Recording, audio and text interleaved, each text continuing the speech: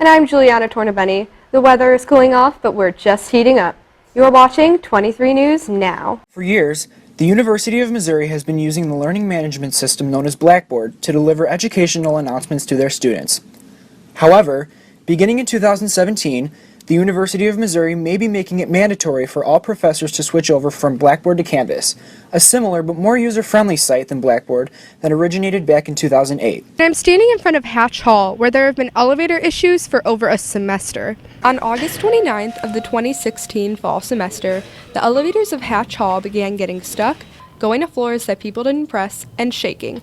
Jake Sconce, a freshman resident of Hatch, began to notice the issues before the semester had started. It was pretty obvious that the elevators were not great.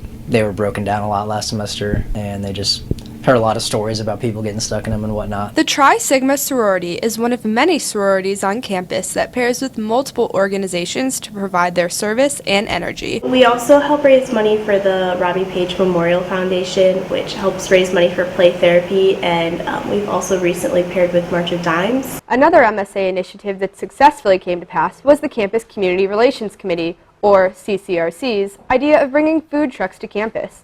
Every Friday, students can purchase food from one of a few vendors who are now able to park by Speaker Circle. I think it speaks a lot to how, in a lot of ways, no one has really accepted Asian Americans here in this country. There could be some solutions out there, but if we don't know what they are, or if their complaints aren't brought, or their concerns aren't brought toward us, then we can't act on them. It's been really great that I can look back on my presidency, and while it's been hard being a bid chair as well as the RHA president, it has been such a rewarding experience. On Monday, Walmart Stores Incorporated announced that it would not be renewing the lease for Walmart Express on 9th Street, also known as Small Mart. The culprit James D. Bennett of Columbia is being held at Boone County Jail for 3 counts of first-degree indecent exposure and 1 count of unlawful use of drug paraphernalia. So what do you think about that, Juliana? Well, if we ever want to have a flash mob, we know who to call.